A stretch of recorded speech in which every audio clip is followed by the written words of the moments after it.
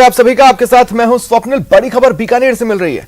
एक टीचर को, एक शिक्षक को सस्पेंड किया गया है। देखिए, ये बड़ी खबर आपको बता रहे हैं।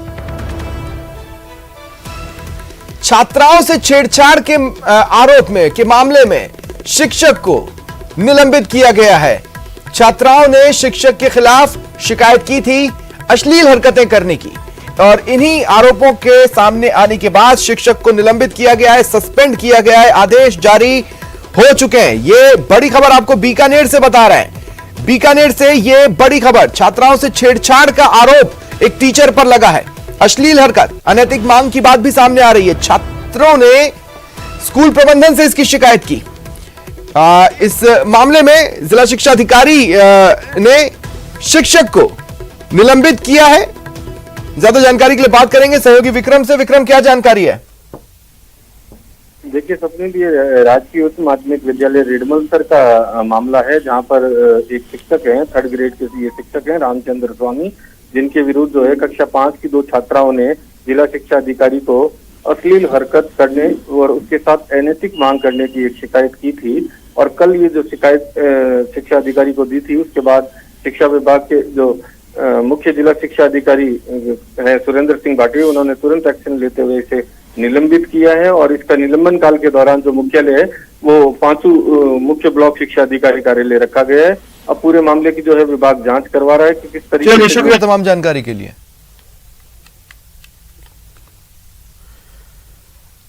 कोटा से बड़ी खबर है। नाबालिग से दुष्कर्म मामले में सजा सुनाई गई है। दुष्कर्म के दोषी को कोर्ट ने सजा सुनाई। कोर्ट ने 20 साल की कारावास की सजा सुनाई है, साथ ही 40,000 का जुर्माना भी लगाया है। ज्यादा जानकारी के लिए बात करेंगे सहयोगी ओम प्रकाश से। ओम प्रकाश, पूरी खबर। जी, ये दिसंबर 2020 में एक युवक ने अपने आसपास के इलाके में एक परिचित नाबालिग लड़की को गिफ्ट दिलाने के बहाने बाजार में ले गया और उनके साथ घर ले जाकर छेड़छाड़ करने के बाद दुष्कर्म की वारदात को अंजाम दिया। 16 वर्ष के आसपास की इस बालिका के साथ जो ये वारदात हुई, इसके बाद में परिजनों ने महावीरनगर थाने में रिपोर्ट दर्ज करी। उसके बाद में पुलिस ने जो कार्रवाई करते हुए नामता इलाके की गोविंद सेन को गिरफ्तार किया था, जो गिरफ्तार करने के बाद कोर्ट में पेश कर जेल भेज दिया गया था। तब से ये मामला पॉक्सो कोर्ट 3 में विचाराधीन था। आज कोर्ट ने इस मामले में जो है आरोपी को अलग अलग धाराओं में ये कहा जा सकता है कि जो दुष्कर्म की धाराओं में 20 साल के कठोर कारावास और 40,000 रुपए की भारी जुर्माने से दंडित किया है। हालांकि जुर्माना अदा नहीं करने पर उसको अतिरिक्त कारावास की सजा भी भुगतनी होगी, लेकिन ये कहा जा सकता है कि पॉक्सो। शुक्रिया तमाम जानकारी के लिए। एक और बड़ी खबर है जोधपुर से, ओसिया से बड़ी खबर। टांके में 3 शव मिलने से सनसनी फैल गई है। एक दंपति और 2 साल की मासूम का टांके में शव मिला। सूचना के बाद मौके पर पुलिस पहुंची, शवों को बाहर निकलवाया और पोस्टमार्टम करवाया गया है। 3 शव मिले हैं टांके से। दंपति और 2 वर्ष की मासूम का शव मिला है। पुलिस ने शव बाहर निकलवा कर पोस्टमार्टम के लिए पोस्टमार्टम करवाया है। ज्यादा जानकारी के लिए बात करेंगे सहयोगी चंद्रशेखर से। चंद्रशेखर, क्या जानकारी मिल पा रही है? देखिए, जो प्रमाण से जानकारी मिली उसके अनुसार ओसिया के बड़ना बासनी क्षेत्र की यह घटना है, जहां टांके में 3 शव मिलने के बाद क्षेत्र में सनसनी फैल गई। पुलिस को सूचना दी गई। मौके पर पहुंची पुलिस और वरिष्ठाधिकारी नूर मोहम्मद वहां पर पहुंचे और शवों को बाहर निकालकर उनका पोस्टमार्टम करवाया गया है। प्राप्त जानकारी के अनुसार नरेंद्र सिंह, उसकी पत्नी सुनीता कंवर और 2 वर्ष की मासूम का शव जो है टांके के अंदर मिला था। सभी तीनों मृत अवस्था में थे, जिसके बाद पुलिस की कार्रवाई की गई है। जो मृतका है उसके परिजनों ने मर्ग पेश कर बात की जानकारी दी और साथ ही उन्होंने मृतक के भाई पर जो है हत्या करने की आशंका जाहिर की है। पुलिस उस एंगल से उसकी इस पूरे मामले की जांच कर रही है। इसके अलावा जो सूत्रों से मिली जानकारी के अनुसार जो मृतक नरेंद्र सिंह है वो मानसिक रूप से परेशान बताया जा रहा था और इसके साथ ही ये भी बताया गया है कि कुछ दिन पूर्व ही उसका त्यूरी के अस्पताल में ले जाकर इलाज करवाया गया था। लेकिन जिस प्रकार से शरीर पर कोई चोटों के निशान नहीं है और टांके में शव मिला है, इसको लेकर जो है पुलिस अन्य कई एंगलों से इस मामले की जांच में जुटी है। जी स्वप्न, बिल्कुल प्रारंभिक जांच क्या इशारा करिए। देखिए, कल ही जोधपुर से एक खबर और आई थी चंद्रशेखर, आप ही ने कवर की थी। 5 लोगों की मौत हुई थी, जिसमें एक शख्स ने एक को कुल्हाड़ी से मारा था और बाकियों को नींद की गोलियां दी थी। 2 बच्चों को टांके में डुबाया था और फिर खुद सुसाइड किया था। आज एक और परिवार से जुड़ी ही खबर आ रही है, तो प्रारंभिक जांच इशारा क्या कर रही है? देखिए, बात करें तो जिस प्रकार से जो प्रारंभिक जांच पुलिस की जा रही है, कहीं ना कहीं जो मृतक महिला है सुनीता कंवर, उसके परिजनों ने मर्ग पेश की और मर्ग में ये बताया है कि उसका भाई जो उसके साथ नहीं रहता है, मृतक नरेंद्र का भाई जो उसके साथ नहीं रहता है, उस पर जो है हत्या करने। चलिए, शुक्रिया तमाम जानकारी के लिए। दिल्ली के नरेला औद्योगिक क्षेत्र स्थित फैक्ट्री में शनिवार सुबह आग लग गई। सूचना मिलते ही आग पर काबू पाने के लिए दमकल विभाग की 20 गाड़ियां भेजी गईं। फिलहाल किसी के हताहत होने की सूचना नहीं है। आग लगने की वजह का पता अभी नहीं चला है। जिस फैक्ट्री में आग लगी उसमें प्लास्टिक की चप्पल, जूते बनाए जाते हैं। अधिकारियों ने कहा दिल्ली के नरेला में एक फुटवेयर फैक्ट्री में भीषण आग लगी। दिल्ली दमकल के मुताबिक आग पर काबू पाने के लिए दमकल की कई गाड़ियां पहुंची हुई हैं।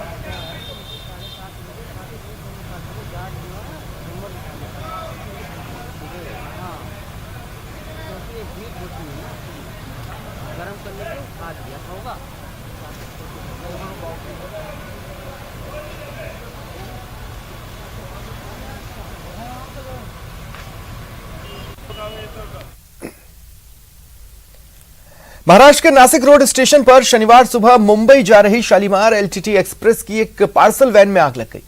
ट्रेन के इंजन के बगल में स्थित पार्सल वैन में आग सुबह 8:45 पर लगी थी। मध्य रेलवे के मुख्य जनसंपर्क अधिकारी शिवाजी सुतार से मिली जानकारी के अनुसार यात्री डिब्बों में सवार सभी लोग सुरक्षित हैं। फिलहाल आग बुझा दी गई है। पार्सल वैन को अन्य डिब्बों से अलग किया जा रहा है। हालांकि घटना में कोई भी घायल नहीं हुआ। शालीमार और मुंबई में लोकमान्य तिलक टर्मिनस स्टेशन के बीच चलने वाली ट्रेन के इंजन के बगल में स्थित पार्सल वैन में सुबह 8:45 बजे आग लगी थी।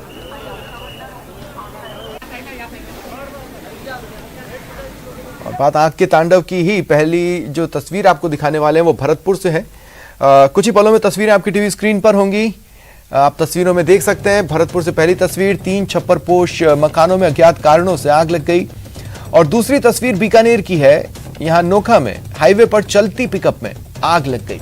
गनीमत रही किसी की जान नहीं गई। कर्नाटक के बीदर में देर रात एक सड़क हादसा हुआ। घटना में 7 महिलाओं की मौत हो गई, 11 लोग घायल हैं। एक ऑटो रिक्शा और ट्रक में आमने सामने की टक्कर हो गई। घायलों को अस्पताल में भर्ती कराया गया है।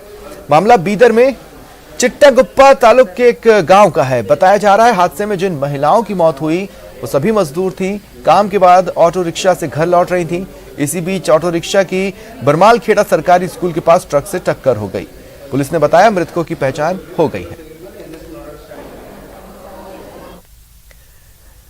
लश्कर ए तैयबा के 2 हाइब्रिड आतंकवादियों को गिरफ्तार किया गया है।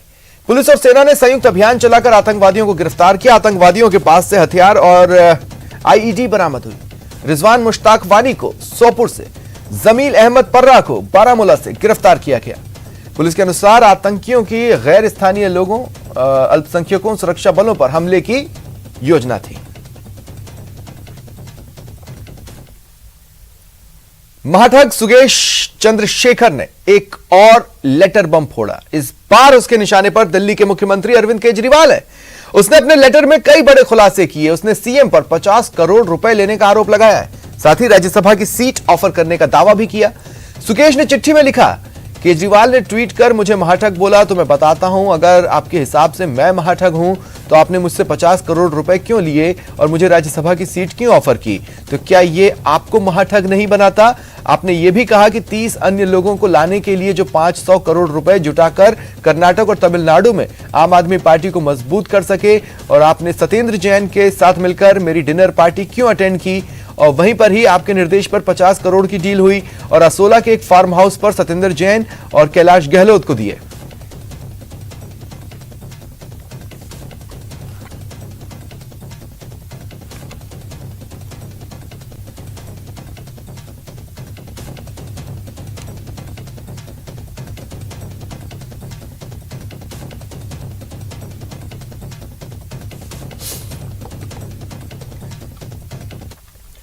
पंजाब के अमृतसर में हिंदू नेता सुधीर सूरी का कत्ल करने वाले संदीप उर्फ सैंडी को शुक्रवार दोपहर अमृतसर कोर्ट में पेश किया गया।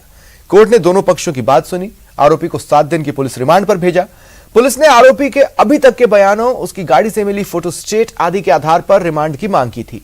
दूसरी तरफ अमृतसर में हिंदू नेता और शिवसेना टकसाली के अध्यक्ष सुधीर सूरी के पोस्टमार्टम के लिए परिवार ने 4 मांगे रखी हैं।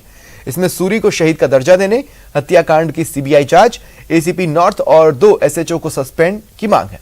सूरी के बेटे माणिक ने कहा, सुबह उसे भी धमकी भरा फोन आया है। कल पिता को भी थ्रेट कॉल आई थी। उन्होंने कल ही पुलिस से बुलेट प्रूफ गाड़ी और जैकेट की मांग की थी, लेकिन उन्हें दी नहीं गई।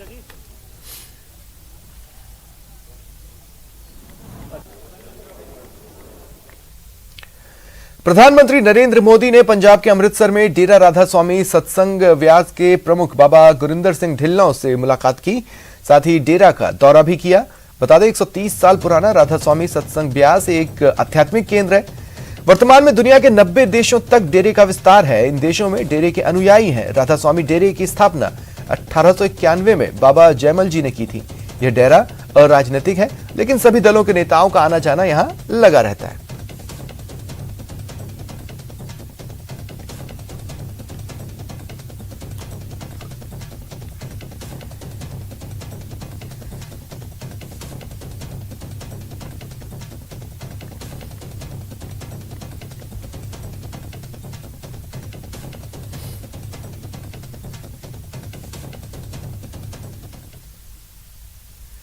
दिल्ली एनसीआर में आज लगातार तीसरे दिन वायु गुणवत्ता खराब स्थिति में बनी हुई है। धुंध छाई है, जिसकी वजह से दृश्यता कम है।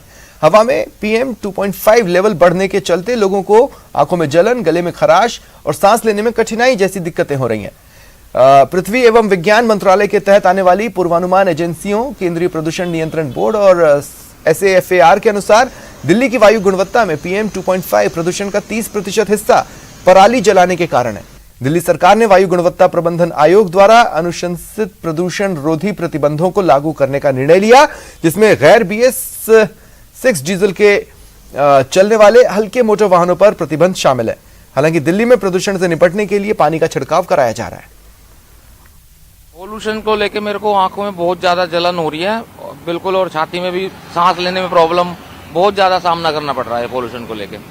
डेली इतना ये लगा लो कि आंखों में ना इतनी जलन होती है। जैसे फील्ड का काम है मेरा, फील्ड वर्क करता हूँ, बाइक पे कंटिन्यू रहता हूँ। पहले जब हम आते थे रनिंग करने वॉक पर, तो पहले पॉल्यूशन इतना काफ़ी नहीं था, लेकिन जब से ये दिवाली वगैरह में पटाखे वगैरह फोड़े हैं, तो इससे जो वायु है वो पॉल्यूटेड हो चुकी है और हमें सांस लेने में दिक्कत हो रही है। जब हम घर जाते हैं तो हमारा ये पूरा गला वगैरह ये सब जाम हो जाता है, बंद हो जाता है, सांस लेने में दिक्कत होती है।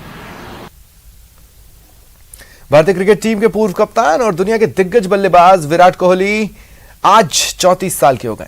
इन दिनों ऑस्ट्रेलिया में T20 वर्ल्ड कप में वो खेल रहे हैं। कोहली ने टूर्नामेंट में अब तक शानदार बल्लेबाजी की है। विराट को उनके बर्थडे पर पूरी दुनिया से फैंस विश कर रहे हैं। BCCI और IPL फ्रेंचाइजीज ने कोहली को बधाई दी। ऑस्ट्रेलिया में फैंस ने केक काटा। पाकिस्तान के तेज गेंदबाज शाहनवाज दहानी ने एक शानदार पोस्ट किया। रॉयल चैलेंजर्स बेंगलुरु में उनके साथ खेलने वाले दक्षिण अफ्रीका के महान खिलाड़ी AB डिविलियर्स ने वीडियो के जरिए उन्हें विश किया। वहीं भारतीय टीम के खिलाड़ियों ने कोहली के लिए सोशल मीडिया पर पोस्ट किए।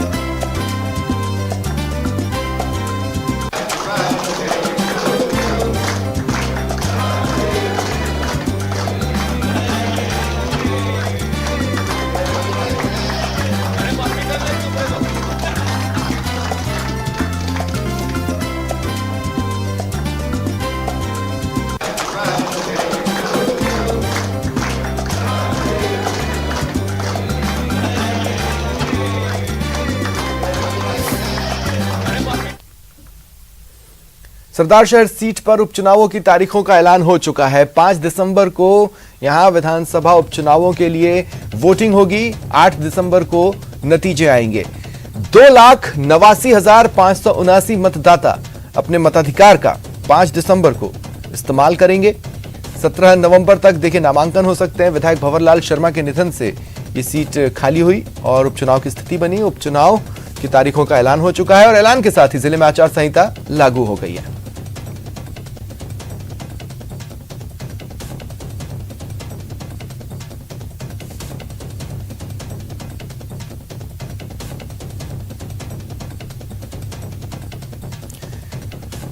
तो तो देखिए, कांग्रेस और बीजेपी दोनों ही इस सीट पर कब्जा जमाना चाहेगी, जहां एक तरफ कांग्रेस अब तक के विकास कार्यों और सरकार की जन कल्याणकारी योजनाओं के मुद्दे को लेकर इलेक्शन में उतरेगी, वहीं बीजेपी कानून व्यवस्था को मुद्दे के बाद स्वागत है आप सभी का। श्रीगंगानगर से एक बड़ी खबर है, यहां ईंट भट्टे की चिमनी में ब्लास्ट की खबर है। श्री विजयनगर क्षेत्र में ईंट भट्टे की चिमनी में ब्लास्ट हो गया। चिमनी ब्लास्ट में वहां काम कर रहे 3 मजदूर झुलस गए, जो इस ब्लास्ट की जद में आए। एक गंभीर रूप से घायल को जिला अस्पताल के लिए रेफर किया गया है। शिवपुरी स्थित ईंट भट्टे को आज ही फायर किया गया था। देखिए, ये बड़ी खबर आपको श्रीगंगानगर से बता रहे हैं। यहां श्री विजयनगर इलाके में एक ईंट भट्टा है, जहां पर चिमनी में ब्लास्ट हो गया। इस चिमनी ब्लास्ट की जद में वहां काम कर रहे 3 मजदूर आए, तीनों झुलस गए। इन्हें अस्पताल ले जाया गया। इनमें से एक की हालत गंभीर है, उसे जिला अस्पताल के लिए रेफर कर दिया गया है।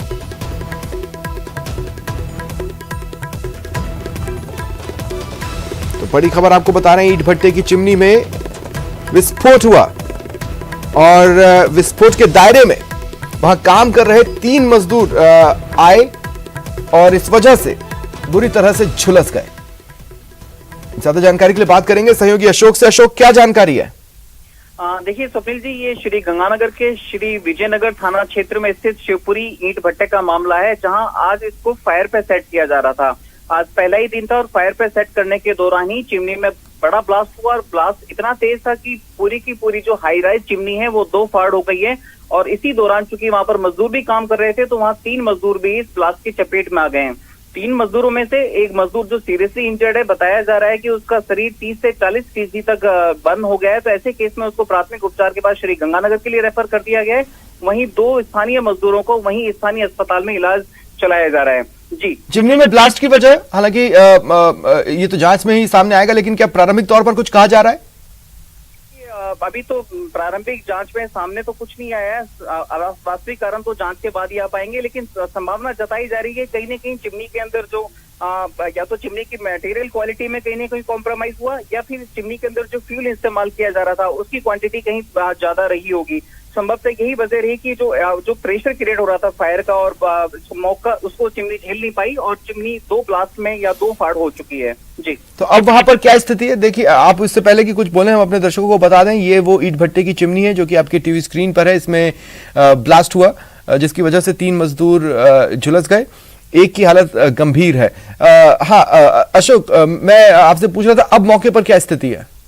देखिए, अभी मौके पर तो सारा जो फायर पे सेट किया जा रहा था इस भट्टे को, वो काम तो रुक ही गया है। साथ ही साथ जो भी पुलिस, स्थानीय पुलिस है और जो ईंट भट्टे के जो संचालक है वो भी हॉस्पिटल में मौजूद हैं, क्योंकि 2 मजदूर इसमें इंजर्ड हैं। उन दोनों मजदूरों को श्री विजयनगर में ही इलाज चल रहा है, लेकिन चूंकि सीरियसली इंजर्ड है, बताया जा रहा है 30 से 40% तक वो मजदूर झुलस गया है। तो ऐसे में उसको श्री गंगानगर के यहाँ के एक अस्पताल में भर्ती कराया गया है और उसका इलाज करवाया जा रहा है। फिलहाल स्थानीय पुलिस भी इस पूरे मामले की पड़ताल में जुट गई है और पहचान करने का प्रयास किया जा रहा है कि मजदूर कहां के थे और कहां से आए गए थे। जी, आप मेरे साथ रहें, अगली खबर पर भी मैं अशोक आपसे बातचीत करूंगा। देखिए, अगली बड़ी खबर भी श्रीगंगानगर से ही है। यहां साइबर ठगों की करतूत सामने आई है। ठग केबीसी में धनराशि जीतने का लालच दे रहे हैं। 25 लाख रुपए की लॉटरी निकलने का लालच दे रहे हैं। विदेशी नंबरों से व्हाट्सएप पर मैसेजेस आ रहे हैं। प्रशासन ने ऐसे लोगों से सावधान रहने की अपील की है। देखिए, पोलैंड का एक नंबर है 4872975165 से मैसेज मिला।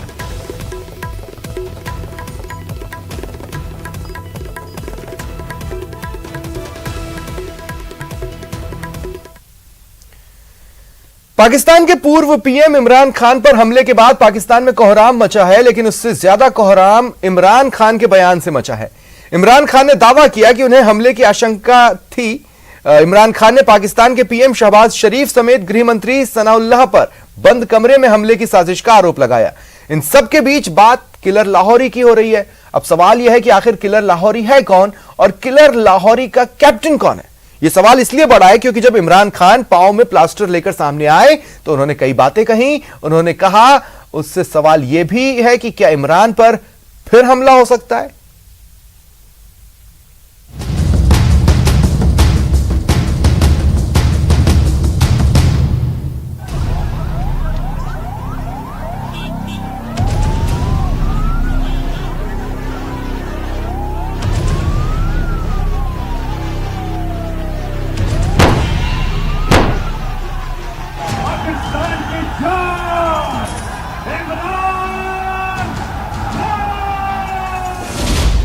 बगावत, जनरल बाजवा आपको बदनाम कर रहे हैं, मुखालफत, DGIS है, कान खोल के सुन लो मेरे।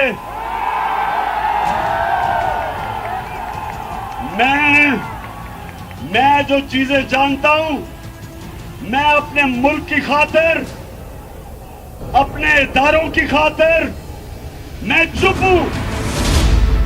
सियासत, मैं नवाज शरीफ की तरह भगोड़ा नहीं हूं जो यहां तो चुप करके दुम दबा के बैठा रहे और लंदन जाके फौज को बुरा भला कहे।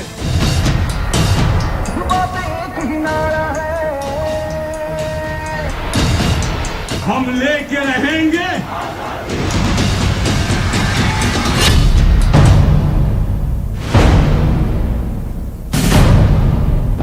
यही 3 शब्द पाकिस्तान की सियासत में खूनी खेल का मजमून है।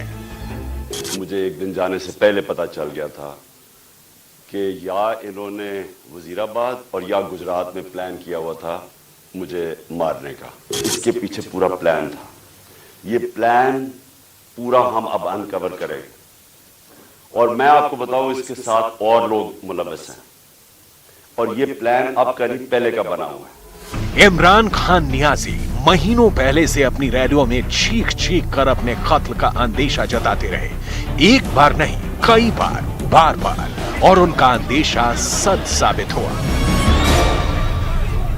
मेरे खिलाफ बंद कमरों के अंदर, मुल्क से बाहर और मुल्क के अंदर एक साजिश हो रही है और वो साजिश ये है कि वो चाहते हैं कि इमरान खान की जान ले ली जाए। सुन ले जरा, ये साजिश का मुझे पहले पता था और मुझे चंद दिन पहले मुझे पूरा इल्म हो चुका है।